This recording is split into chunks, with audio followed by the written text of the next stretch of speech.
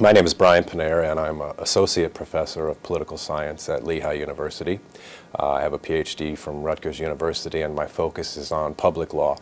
I teach constitutional law and civil liberties and criminal justice courses both at the undergraduate and graduate levels, and have done so for 9 or 10 years since I've been here. I think what's been most interesting about the oral arguments with respect to the Affordable Care Act, the health care law, has been the fact that it has so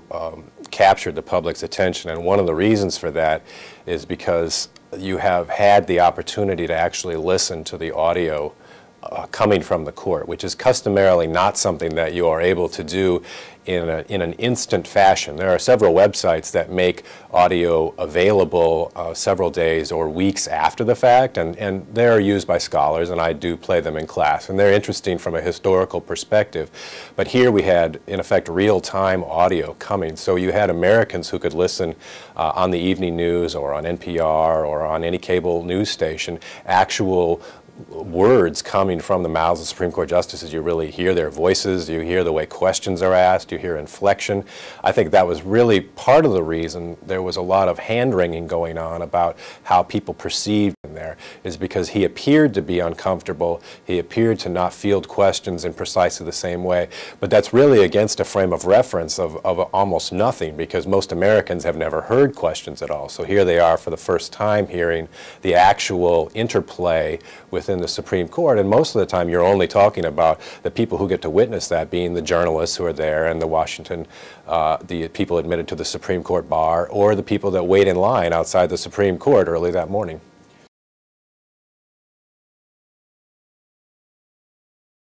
One of the most fascinating things for me is I've been following the debate about whether or not Supreme Court oral arguments should be televised or not. And that is something that has been proposed by academics and even some judges and certainly plenty of commentators on the court who think in the interest of transparency,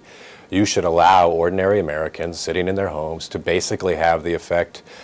effectively C-SPAN for the Supreme Court, where you can watch what's really going on. The justices are, to my knowledge, uniformly opposed to this. And one of the arguments is that this will turn oral argument into theater. It will turn it into a play for sound bites, and they don't want that to happen. So I found that to be particularly amusing, because as people were listening to the oral arguments, albeit not viewing them, you had a whole host of sound bites that made their way to the public's ears in the form of Justice Scalia's question about broccoli, or Justice Kennedy's question about the relationship between the federal government and the individual, and in essence the duty to rescue. And again, the slip-up or perceived slip-up of the Solicitor General, where he's clearing his throat, where he apparently has bad allergies and there was a lot of pollen in the air. But those things are going to be construed in a certain way and played on news shows in 15-second clips. So it was just kind of amusing to think against that backdrop that this is in some ways precisely what the justices are concerned about, is that what's going on there is going to be communicated to the public in a way that's going to perhaps foster misperceptions about what's going on. Yeah, one of the things that I'm really going to be interested to see is in the next few months, before the opinion comes out, and this is something that we're not privy to, obviously, but one of the potential scenarios here is that the Chief Justice, who has what's called opinion assignment power, if the Chief Justice is in the majority on a ruling, then the Chief Justice gets to decide who authors the opinion. He delegates that. If the Chief Justice is not in the majority, then it is the most senior Associate Justice, which on the current court would be Antonin Scalia, who has been there since 1986. One of the options that's available here for Chief Justice Roberts, depending on obviously how he is leaning and how he's inclined and how persuasive he thinks the arguments were and the merits of the law itself, is the fact that he could find himself or put himself in the majority in order to strategically give himself opinion assignment power, whereby he could assign it to himself. One of the things that that would allow for is that he could, in effect, define the limiting principle, which is what the court kept really clamoring for during the oral argument. That is to say, if the government can do this, force you to buy health care, what can't it do? They wanted some kind of principled statement, and I think that they seemed unsatisfied about whether or not they had received that. But if he puts himself in the majority, and let's say it's 5-4, or let's say Justice Kennedy comes over to the majority with him and it's 6-3, he gets to draft the opinion and he gets to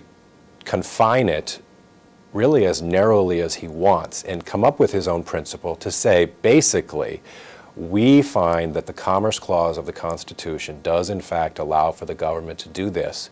but basically only under these following circumstances. Only for health care because the marketplace is unique, and it is such that an individual's decision not to buy does have detrimental effects on the entire aggregate set of exchanges that are going on within the marketplace. And so if he wants to do that, he can basically have leverage over the other 4 liberals on the court to say, look, this is the way it's going to go. I'm going to write the opinion. You're going to go along with it, and if you don't like it, in effect, too bad, because what else are you going to do? If you want this law to stand, if you want it to survive, then you need to go along with the way I'm proposed to do it. And I think that a Chief Justice is in a different position than other justices in the sense that this is referred to and will be remembered as the Roberts Court, in the same way that we talk about the Rehnquist Court, the Warren Court, the Burger Court, a variety of historical situations. So if he cares about the court's legitimacy and the way it's perceived, and he thinks that it will be perceived negatively by finding against this law, then he may have that in mind to very, very cautiously, prudently, and modestly uphold this law and to just put the language in just the right way that it just does that and nothing else.